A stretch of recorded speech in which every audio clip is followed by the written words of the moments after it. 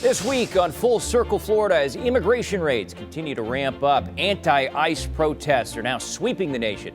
The case right here in Florida highlights the issue firsthand. ¿Tiene miedo? Of course. My wife and I rarely go out to the grocery store, let alone any Latino markets. And I get your voice on all of it. Plus, 9 years since 49 people lost their lives at the Pulse nightclub in Orlando. I remember the first sound of gunshots, the hair standing up on the back of my neck. I remember people rushing into the bathroom, debating about whether to run or hide. We hear from survivors and advocates about what more needs to be done nearly a decade later. We are seeing more hateful rhetoric that spurs violence. And our panel is here to discuss the Florida budget battle, the future of FEMA, and believe me, a whole lot more. Howdy, everybody. Welcome to Full Circle Florida. I am Forrest Saunders. Paul Lagrone is cold this week. He's off on vacation. We want to begin with the anti-ICE protests that's sweeping the country. You've seen demonstrators argue that ICE should stop mass deportations. In the Trump administration, they're claiming they're necessary because people are entering the country illegally, and that's a crime. Protests are taking place from coast to coast in cities like Los Angeles, Chicago, even here in Florida. But we want to put into perspective how this is impacting so many people across the state. ABC Action News reporter Annette Gutierrez spoke with a Cuban man who has been fighting to get residency in America, but now could be facing deportation. His story highlights all the sides of this battle. ¿Tienes miedo? Of course. My wife and I rarely go out to the grocery store, let alone any Latino markets. In order to protect his identity, we did not use his face or share his name. But this Cuban man came to the United States back in 2022. He says he presented himself at the Mexican border legally. From there, ICE could either give him parole or detain him. The latter happened. Unfortunately, when I first arrived, I was processed differently from other migrants. He was at a detention center in Arizona for 30 days before he was released on what his attorney says was an order of release and recognizance through an I-220A form. There's no rhyme or reason as to why people are processed that way at the border, but this particular person was not given parole. And this ultimately ended up being detrimental in his case and his ability to take advantage of becoming a LPR after. LPR resident? A resident, yes. A legal permanent resident a year after entering. Danielle Hernandez represents this client. Soon after his release, she had him apply for political asylum. His case was pending for about 2 years up until just a few weeks ago, when the judge denied him. Even though Hernandez says he did everything the legal way. He did everything he was supposed to do. He reached out to an attorney. He did an asylum application within the right time period. He found evidence that he needed to show to substantiate his case. He even had documents from an attorney that was helping him in Cuba, but the judge didn't consider any of this in his case. Now, he could face deportation. While his asylum application was pending, he got a work permit that is in effect for 5 years, and he has been working since. During this time, his cousin also was able to sponsor his wife to come to America. She has since gotten her residency and is now pregnant. Their first child is due any week now. Neither me nor my wife have any children. But to think that now, since she's expecting, that I might not be able to be here when my wife gives birth and not see my child, that would be devastating. We don't know what to do. It's scary. His coworkers reached out to us on his behalf, saying he's an exemplary citizen, and they reached out to local Congressman Greg Steube for help. What do you have to say to these folks who have been trying to do it the right way and now they're stuck in this limbo? I don't know the factual circumstances of this specific individual, but what I can tell you is 96% of the people that come to our country that claim asylum don't get asylum because they're not legally claiming asylum in the way that our laws have allowed them to do that. Steube says the ICE raids need to happen to protect this country. Under the Biden administration, over 12 million illegals flooded our nation. Over 400 known terrorists were released into our country, known criminals, known rapists, known murderers. And finally, we have an administration that's going to stand for getting these people out of our country. But Hernandez says while he's done everything correctly, he was just dealt a bad hand. I think there's a lack of awareness because immigration law is extremely convoluted. It is not straightforward in any fashion. Not one person has the same thing, and the client did nothing wrong. He presented his asylum case. It was denied. The hardest part is if I'm deported back to Cuba, I could end up in jail and even lose my life because of the conditions there. Not only that, I wouldn't be able to support my family. So I pray every day that I don't get deported. That was Annette Gutierrez reporting. The Cuban immigrant is in an appeal process, which means it could be several months before his case is heard. In the meantime, Hernandez says that he is vulnerable because of how aggressive those ICE raids have been. So what do you think about all this? That was our mission this week. The weather outside was hot here in Tampa, but the opinions, hotter. The unrest out in California has again put immigration in the national spotlight. It seems like it's all anybody's talking about. And while we haven't seen any of the stuff that we've seen in LA here in Tampa, there are still a lot of opinions about it.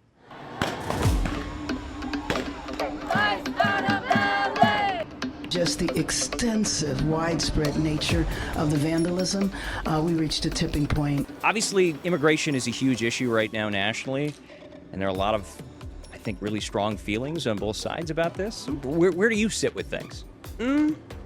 I don't really pay attention to the news. Sure. Listen, I wouldn't watch it if I didn't work for him, but do you think that there is an immigration problem in America? Oh, heck yes. Yeah? I think so.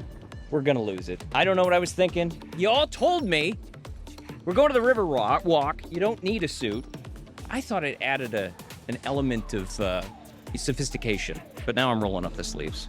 I'm curious. I've been part of the... Yes. What do you think about all that? I don't know. People have their freedom of expression, but protest, they don't need to. Sure. Because it's turn violent, you just protest, no violence. But I don't know why they turn. There's a line that you can cross. I thought they draw something on the police. Yeah. It'll be like a peaceful protest would be better. What are your thoughts about it? Do you think we have an immigration issue in America that needs to be addressed, or? Well, I mean, I don't know. I don't want to say too much because I don't think the violence is the answer to protecting people. Where do you stand with? I live in the U.S. for 40 years. 40? Yeah, I like when we come over here legally, Yeah. Illegally, that's Well, and so as a migrant yourself. Yes, I'm from Vietnam. You're from Vietnam. Do you find it? My father was translator for American soldier, and then the communists from the north, they win the south. Yeah. And they kick us out here. That's why we came to Florida. When you come to a place that's better, try to, improve on yourself. Sure. But what I see is I don't see that. I see more so bringing that element of violence, as she talks about, and different things like that. And for me, that brings down the quality of life for all of us. We're doing a story about what's going on in LA and California with those ICE protests, and I'm just curious what you think about it and what people in general think about it. Are you concerned? If they follow the law, they don't have to be scared. If they don't follow the law, then they have to be scared. Oh, well, it's interesting question, but I prefer not give an opinion about that. I understand. Yeah, I do. Sorry. I appreciate you. Thank you. Have a nice day. It's interesting. I mean, a lot of people are concerned. They don't want to talk in front of a camera because this is such a politically divisive issue. And I get it, especially if you're here from another country, if you're a migrant yourself. There's a lot of stigma associated with the whole process right now. And it scared me too. Next on Full Circle, 9 years later and honoring the 49 lives lost in the mass shooting at Pulse nightclub in Orlando, we hear from advocates about what still needs to be done.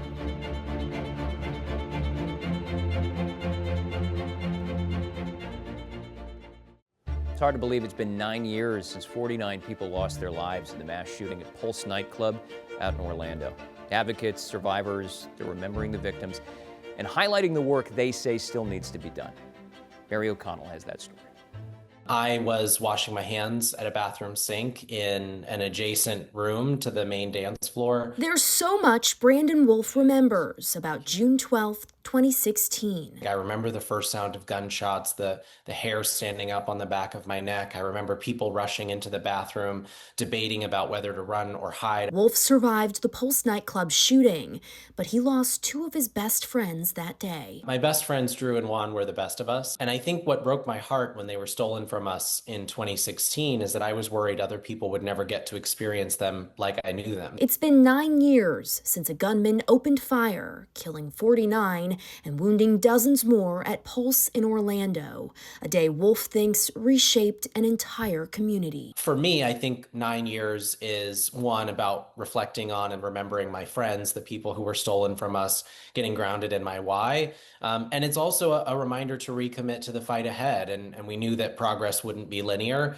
Certainly it hasn't been, but it is an opportunity for me to recommit to the work that needs to be done. Advocates say the work is far from over. We are seeing more hateful rhetoric that spurs violence. I sat down with Equality Florida's executive director, Nadine Smith. We remember those lives taken, and we also remember the promise made to honor them with action, to end gun violence, to bring sensible gun laws, but most fundamentally to uproot the hatred that is at the heart of these murders. Smith says people can honor them with action by reaching out to people, having conversations, and listening with an open mind and heart. Speak out against the kinds of hateful rhetoric that makes the LGBTQ community an easy target. And years later, advocates haven't lost sight of the victims, promising their memories will never fade. We have to get past this era of seeing each other as the other or the other team or, some adversarial ideology. We have to see each other as neighbors,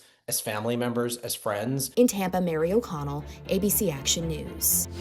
From the Florida budget to the future of FEMA and the conflict in the Middle East, our panel here to discuss it all.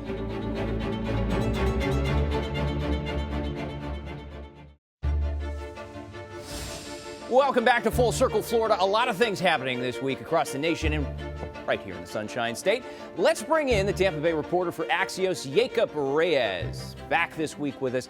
We got to talk about Iran and Israel. This all erupted over the last couple of days, and now the question is there going to be a broader conflict? Is it going to impact things here in Florida? What do you think? Well, I think we've seen full-throated support from the Florida legislature, from Florida elected officials for Israel. Yeah. And we've seen this across both sides. I think that we might see more of what we've already seen, right? We might see more proclamations from city commissions and all these different things, investing in Israel bonds. But I don't know what it does to inflame tensions when I feel like they've already reached the point that they can. Completely. And I think the other question is gas prices. Does it have an impact on that? I was already looking at the stock market today. It's been reacting over the last few days because obviously this does have impacts on the Middle East and oil prices. Yeah, I think people who voted for Trump hoping that we were going to get back to 2016 gas rates, they might have to keep holding their breath. Understood. Okay, immigration, that's the other big topic that's happening across the nation. We saw the protests out in LA that got violent. In some cases, obviously the vast majority of protests have been pretty peaceful, here in Florida included. But let's talk about just the movement, the moment, and the feeling out there. When you were doing reporting on immigration, what are you hearing from people? Are they concerned? Do they feel like this is what they voted for? Well, I think obviously you're going to look at polls that show that a lot of Americans do support these mass deportations. But when you look out on the streets and when you see all these stories come out of people wrongfully deported, when you see stories of families separated, these are the kinds of things that people are going to have an emotional response to. Yeah. And so I think ultimately people, when they see human beings, they're going to react in a way that is emotional and that is human, yeah. Right? So when you're seeing all these dehumanizing language and that kind of stuff, yeah. Now we're confronted with the reality of what you voted for. And I think for some people, there's a bit of buyer's remorse. Yeah, and I think that happened in 2016, in the first Trump term. We saw that when families were being divided up and then we saw kids in cages. This was a visceral reaction, and I actually think it played into 2020 a little bit. No, I think without a doubt. And even some of Trump's own supporters, you had, I think it was the president for Latinos for Trump, who like immediately expressed buyer's remorse because they thought, oh, it was only people with a criminal record who might be deported, right? And we've seen that that's not the case. Well, and then that also speaks to sort of the broader issue with the economy and how it ties into immigration, right? You saw Trump almost backtrack a little bit with one of the posts on Truth recently. He basically said, I'm listening to farmers, I'm listening to hospitality, and it sounds like they have some long-term workers that have been here. It's affordable labor, and we need to do something about that, so we're going to change our policies. He didn't really give us what that change sounds like, but does that sound like he's retracting, and could that have fallout from Republicans? Well, I mean, this has been the longest paradox, right, when it comes to immigration policy in this country. Like, people would like to see some of them deported, and yet we rely on them from an economic standpoint. We've seen that debate happen here in Florida as well. And so I think what we've seen a lot from Trump as of recent, I mean, you look at what happened with Russia and Ukraine, is he's kind of slowly backed off some of these big, ambitious promises he made on the campaign trail. Whether I think that garners a sharp reaction from Republicans, I don't think so. I mean, he's kind of, in a lot of ways, bulletproof among his own party. Well, and they always kind of make excuses, too. If something doesn't go their way, there's always a response. Yeah. Let's move on to the budget, because that's also the big talking point in Tallahassee. My gosh, I've been talking about it for weeks now. Lawmakers are, like, more than 40 days overdue with what their sole constitutional responsibility is. Usually we see it about $110 or so billion for a spending plan. They have not been able to come to an agreement yet. So the question is, not so much are they going to get it done? Sounds like they will. It's going to be close. But does this have ramifications into the next session? Does this suggest that the dysfunction will continue? Yeah, I think certainly. I think your voters are being left with the longest and the least productive session in recent memory. Yeah. And I think what we've seen here is like so much. I think there's a lot of ego involved. There's a lot of posturing involved. And I think ultimately, I mean, this is fodder for those who would say that this looks bad. But on another hand, I think some people are excited about this. Yeah. And I'll tell you why, because it seems for some who don't believe there's checks and balances in Florida that there finally is, you know? Autonomy really does exist. But what about those tax breaks that people were promised, right? We went from $5 billion in sales tax. We went from $5 billion in rebate for homesteaders. Now it looks like we're getting none of that. It's just $350 million in like sales tax holidays. Is that going to tick people off? Because they were promised a lot this year. Well, I think certainly. I think what the House pitched and what DeSantis initially pitched were the two most provocative options. The Senate came in and tried to play the middle, and that appeased no one. And I think ultimately we're left with something that's watered down, something that's diluted, and ultimately it's not attractive for people who wanted to see radical change. Yeah, it's like a terrible drink at a bar, just watered down and not what I ordered. I appreciate you, Jacob. I appreciate it very much. We are going to be right back here in just a bit with final thoughts.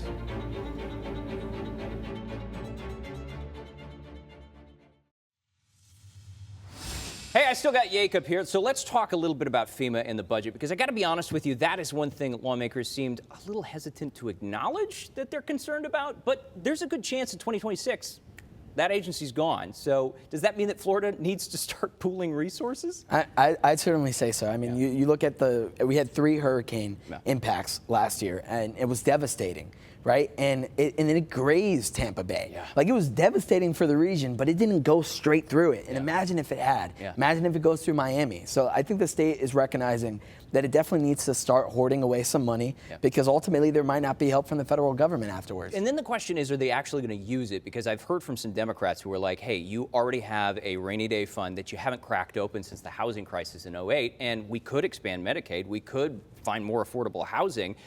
Do you think that there's a chance that if FEMA goes away, they might be a little bit more agreeable to using that rainy day fund? I think people would certainly hope so. Yeah. But whether that's the case, I don't know. I think they love to make an argument that they're very good stewards of our money, and they might be a little bit. I mean, we've seen how they've used the budget in the past. Sure. And DeSantis with his veto pen. Yeah, I hear you, man. Hey, I appreciate your time. That's all the time we have for this week on Full Circle Florida. I'm hoping you join us again next week, even though I won't be here. We'll see you guys.